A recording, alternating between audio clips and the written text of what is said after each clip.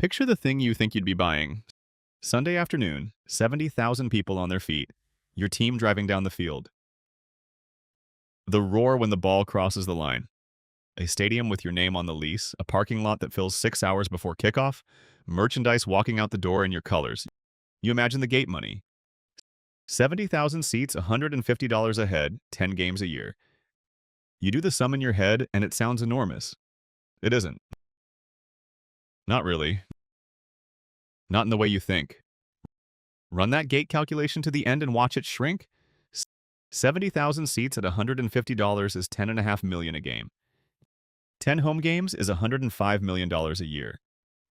That sounds like a fortune until you learn what a team actually costs and what it actually earns, and then it turns out to be a slice of the pie so small you could lose it and barely notice. Here's the number that breaks the picture. Before a single ticket is sold, before the parking lot opens, before anyone buys a jersey, every team in this league is handed roughly $312 million. It arrives by wire transfer. It is the same for the best team and the worst team. You could lose every game you play and the money would not move a cent. That is the tell. The gate you were dreaming about is a rounding error next to the check that shows up whether you win or lose. So here's the reframe, and everything in the next 20 minutes hangs off it. The NFL is not a sports business. It is a scarcity of live content media business that happens to have a football game inside it. The game is the product it sells to television. You are not really in the business of entertaining 70,000 people in a stadium. You are in the business of manufacturing the one thing television cannot make for itself, a live event that 100 million people will watch at the same time on purpose, with the adverts in. Get that straight, and the rest of the league stops looking strange. The revenue sharing, the salary cap, the fact that the worst-run team in the sport still prints money. It all follows from the reframe. Miss it, and you will spend the whole video wondering why a losing team is worth $10 billion. So let's take the plan in your head seriously first. It isn't a stupid plan. Football is the most watched thing in the country by a mile. In a typical year, more than 90 of the 100 most watched broadcasts on American television are NFL games. Owning a piece of that feels like owning a piece of the weather. That instinct is right. You've just misunderstood where the value sits. Start with what you'd actually be buying, because it does come in grades. There are 32 teams, and on paper, they are all the same business. Same rules, same cap, same share of the national money. But the market underneath each one is not the same, and that is where the tiers live. At the top, you have the marquee franchises. The Dallas Cowboys are worth somewhere around $10 billion. They sit in a giant market, sell out a stadium that cost well over $1 billion to build, and move more merchandise than anyone in the sport. Just below them sit the other big market clubs. The New York and Los Angeles teams, the ones with a huge local base and a corporate sponsorship market to match. Then the middle. Solid franchises in solid cities worth maybe $5 to $6 billion, which happens to be roughly the league average. And at the bottom of the valuation table, the small market teams. The Cincinnati Bengals, valued somewhere around $3.5 billion, sit near the floor. Now hold that spread in your mind. Like, the most valuable team is worth close to 3 times the least valuable team. Here is the strange part. Their profits are not 3 times apart. Nowhere near it. Because most of the money these teams live on is shared equally, the operating profit of the Cowboys and the operating profit of a small market club are far closer than their valuations suggest. The valuation gap is about the local market, the ceiling, the sponsorship, and the real estate. The profit floor is nearly identical, and the league built it that way on purpose. So the tiers are not really budget, mid, and premium the way a coffee chain has grades. Every team is premium. What changes is the size of the local upside stacked on top of an identical national base. The second way to slice it is by where the money comes from, and there are 4 tiers of that. The first and biggest is national media. Television split 32 ways, equal shares. The second is the national sponsorship and licensing pot, everything from the official sponsors to the jerseys in the shop, also pooled and shared. The third is local revenue. That's your gate, your local sponsors, your club seats, your stadium naming rights, your premium suites. This is the money you keep, and this is the money that separates the Cowboys from the Bengals. The fourth is everything else. Parking, concessions, the odd concert in the off-season. Stack those four and a rough shape appears. Well over half of a typical team's revenue is the shared, national money that lands in every account equally. Less than half is local, and only the local half rewards you for running a bigger, better operation. And even that local half is not fully yours. For most of the league's history, the home team had to hand a slice of its gate receipts to the visiting side, dropped into a shared pool and split around. So the very ticket money you were dreaming about at the start, the 70,000 seats at $150, is not even entirely the home team's to keep. A share of it leaves the building with the away team. The league reaches into the one pot you thought was purely yours and shares part of that too, because the whole design points one way. Pull the teams together, blunt the gap between them, and sell the collective. The reason owners tolerate all this sharing sits in one more number: what the asset does over time. The Denver Broncos sold for around $78 million in 1984. They sold again in 2022 for $4.5 billion. Run that. $4.5 billion divided by $78 million is close to 60 times the money across a stretch. When the stock market did well, but nothing close to that. You give up some yearly upside to the sharing, and in return, you own a slice of something that compounds like almost nothing else on earth. That is the trade every owner signs, gladly. You can see the shape in the one team that shows its books. The Green Bay Packers are publicly owned, the only team in the league that publishes real audited financials every year. In their most recent figures, national revenue, the shared pot, came in a little over $400 million. Local revenue was around $250 million. Total revenue was roughly $650 million. So do the split. 400 over 650 is about 62% of the money, arriving from a television deal signed in New York, in a city of just over 100,000 people in Wisconsin. That is the tier structure in one real company, which sets up the question that separates every business in this league from a normal company. Do you make your money from many people paying a little or a few people paying a lot? The NFL's answer is neither, and that is the whole trick. It makes its money from one buyer paying an astronomical amount. That buyer is television, and we will get to exactly why in a moment. First, the part everyone underestimates: the cost to get in. You cannot simply build an NFL team. The league has not expanded since the Houston Texans joined in 2002 for a fee of around $700 million. Look at how fast even the entry fee moved. The Carolina Panthers and Jacksonville Jaguars each paid around $140 million to join in the mid-90s. The revived Cleveland Browns paid $530 million in 1999. The Texans paid $700 million 3 years later. And since then, the door has been shut. The only way in is to buy an existing team, and the prices have gone somewhere absurd. In 2022, the Denver Broncos sold for $4.5 billion. In 2023, the Washington Commanders sold for just over $6 billion. These are among the largest sums ever paid for a sports team anywhere on earth, and they are paid in cash to a degree that will surprise you. Because here's a rule most buyers learn late. The NFL restricts how much debt you can load onto a franchise purchase. For years, the ceiling was around $500 million of debt per team.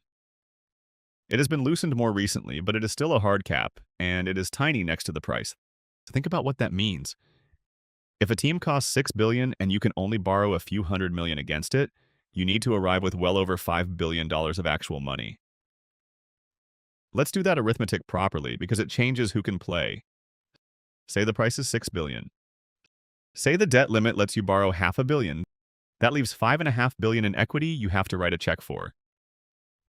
Now compare that to buying an office tower, where you might put down 20 or 30% and borrow the rest. On a $6 billion building, you would fund maybe $1.5 billion and borrow $4.5 billion. The NFL flips that ratio on its head. You fund $5.5 billion and borrow half.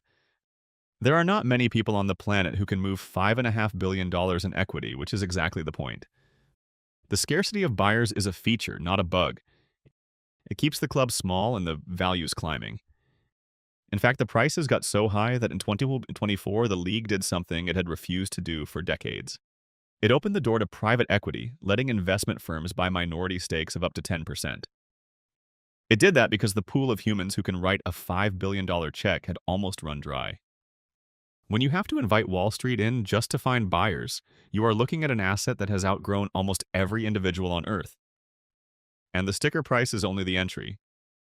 You inherit a payroll governed by a hard salary cap, and in 2024 that cap was $255.4 million per team. That is not a suggestion. There is a floor as well as a ceiling, and over each rolling period you are required to spend roughly 89% of the cap in actual cash. So you cannot win by simply refusing to pay players. The league forces a minimum spend, and watch how fast that cap has climbed. It was around $120 million in 2011. It passed $200 million in 2020. It hit $255 million in 2024. That is more than doubling in a little over a decade, and it doubled for one reason. The television money doubled and the players' slice is tied to it. Then the stadium. A modern NFL stadium is a small city. SoFi Stadium in Los Angeles cost north of $5 billion. Allegiant Stadium in Las Vegas came in near $2 billion. Sometimes the public pays a chunk of that through the city or the state, and sometimes the owner carries far more of it. And that single question has swung deals by $1 billion. There is even a league fund, quietly, that lends owners money toward new stadiums. The league knows a better building means more of the premium local revenue it wants everyone chasing. Add it up and a rough truth appears. To get the doors open at the top of this league, you are looking at a $5 to $6 billion purchase, $500 million or more in transaction and setup, and a stadium build that can run anywhere from a heavily subsidized few $100 million to a $5 billion monument. The range is enormous, and almost all of it depends on decisions you make before the first whistle. Which brings us to the fork every incoming owner faces. Do you build your own stadium, or do you get the public to build it for you? Take the case for building it yourself first because it is stronger than people admit. When you own the building outright, you own everything that happens inside it. Every concert, every naming rights deal, every club seat and premium suite flows to you, and most of it is not shared with the other 31 teams. You can also sell personal seat licenses, charging fans thousands of dollars simply for the right to then buy season tickets, and a big stadium's licenses can raise hundreds of millions before you have sold a single hot dog. The Cowboys Stadium and the Rams Stadium are not just venues, they are private cash machines their owners control completely. Build it yourself and you have manufactured a second business next to the football team, one the league cannot touch. Now the case for the public build, which is why so many owners still chase it. If the city or the state puts up $1 billion of the cost, that is $1 billion you did not have to risk. Your return on the money you actually put in goes up sharply. You keep the leverage of a threat, too. A team can always suggest, quietly, that another city would love to host them, and stadiums have been funded on exactly that suggestion for decades. Las Vegas built most of a $2 billion stadium with public money to lure a team away from Oakland. So which is it? Pour $5 billion of your own money into a building you fully own or take the public subsidy and keep your capital free. Neither answer is wrong. Build it yourself and you own the upside outright, but you have tied up billions in concrete and a debt payment that never sleeps. Take the subsidy and you keep your money working, but you share control and you wear the public backlash every time schools go underfunded. Whichever you pick, you have just locked in how the single biggest asset on your books behaves for the next 30 years. The building decision is the business decision. Everything after it is detail. Now the engine. This is the part the fantasy never sees, so I want you to actually stop and think about it with me. Here are two teams. Team A wins the championship this year, sells out every home game, and is the most exciting team in football. Team B finishes dead last, loses badly, and plays in a half-empty stadium in a small city. Read that again. One is a champion in a packed house, the other is a loser nobody wants to watch. Which of those two is worth more? Your gut says Team A, obviously. Your gut is wrong, and the reason why is the entire business. In this league, those two teams are worth almost the same, because the thing that determines their value is not who watches them in the building. It is the national television contract, and that contract is signed for all 32 teams at once, years in advance, before anyone knows who will be good. So the profitable customer is not the fan in seat 3F, it is the television network. And the network is not really buying your team. It is buying guaranteed access to live football, the one kind of programming that people still watch as it happens, adverts and all, in numbers nothing else on television can touch. Everything else got recorded, skipped, streamed on demand, cut into clips. Live sport is the last thing a mass audience still shows up for at a fixed time. Together. Unable to skip the ads. That is not a small edge. In a fractured media world, it is the single most valuable property there is. Why does a network pay so much? Because it makes the money back on advertising, and live football is the only place left to reach that many people at once. A single Super Bowl draws well over 100 million viewers, and a 30-second advert in it sells for around $7 million. Do that math, and one break of adverts can bring in tens of millions of dollars in a matter of minutes. No drama, no talk show, no film can promise a network that. So the network pays the league billions, sells the attention onto advertisers, and both sides win. You are not the network's customer. You are what the network resells. This is the reframe again, said in money. The league does not sell football to fans. It sells attention to networks, and the football is only how the attention is caught. Look at the scale of it. The league's national media deals running from 2023 through 2033 are worth in the region of $110 billion. On top of that, Amazon pays around $1 billion a year for Thursday nights, and Google's YouTube pays roughly $2 billion a year for the out-of-market Sunday package. Split the core deals across 11 years and 32 teams, and you get the number from the start of this video. Let me show the sum. $110 billion divided by 11 years is $10 billion a year. $10 billion divided by 32 teams is a little over $312 million each. Guaranteed equal. Whether you go 16-1 or 1-16. That is why revenue sharing is not charity. It is the product. Television is not paying for the Cowboys, it is paying for the league, a whole season of guaranteed live inventory in every major market at once. A single team is worthless to a national broadcaster. 32 teams playing a scheduled season is the most valuable programming in the country. The teams share the money because they are selling the thing together, and the thing only exists together. One team cannot make a season. 32 teams cannot help but make one. We already saw this in the Packers book, so put a number on it. Their $400 million national check is bigger than the entire revenue of most companies you can name. And it lands in Green Bay, a city smaller than most suburbs, every single year, no matter how the team plays. A tiny town in Wisconsin runs a billion-dollar sports franchise on the back of a television deal negotiated 1,000 miles away. That is the machine laid completely bare, which is also why the salary cap exists and why the owners agreed to it. The cap ties player costs to league revenue, so as the television money rises, the players get a fixed slice and the owners keep the rest as a known quantity. A hard cap turns a football team into a predictable business. Costs cannot run away because they are capped. Revenue cannot collapse because it is shared and guaranteed. You have taken the two things that sink normal companies, runaway costs and collapsing revenue, and you have nailed them both to the floor. But do not mistake predictable for safe, because there are ways to lose in this league, and there are people who have lost enormously. Start with the traps inside the machine. The first is the stadium debt we talked about.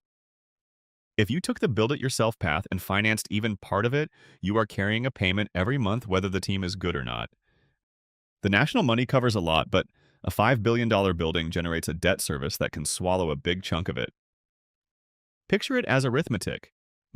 Borrow $3 billion at even 5% interest, and that is $150 million a year in interest alone before you repay a single dollar of the principal. That is half your national check gone on the interest of one building. The second trap is that the guaranteed money is guaranteed to everyone, which means it is also your competitor's floor. You cannot get ahead simply by being handed $300 million, because so is the team you are trying to beat. The only place to actually build an advantage is the local revenue, the half of the pie that is not shared, and that is the half that takes real operating skill in a big market to grow. The league gives you a floor and then makes the ceiling genuinely hard to reach. It is a beautiful business to survive in and a hard one to win.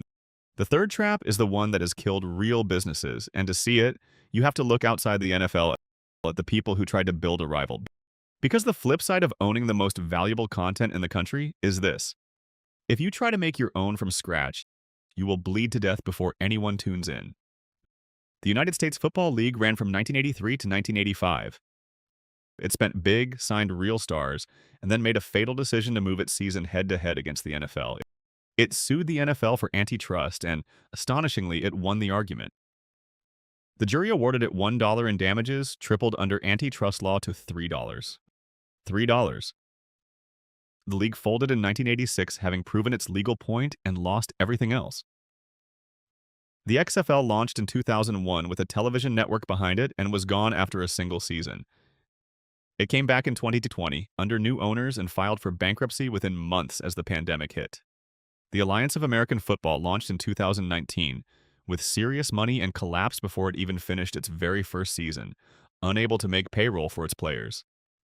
See the pattern. Every one of them could make football. The games were real, the players were real, the football was watchable.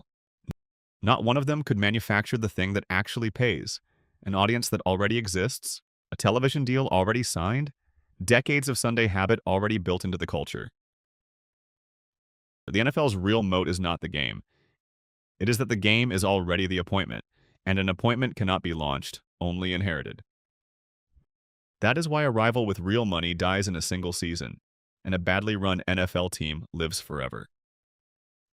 The fourth trap is the slow one, and it is cultural rather than financial.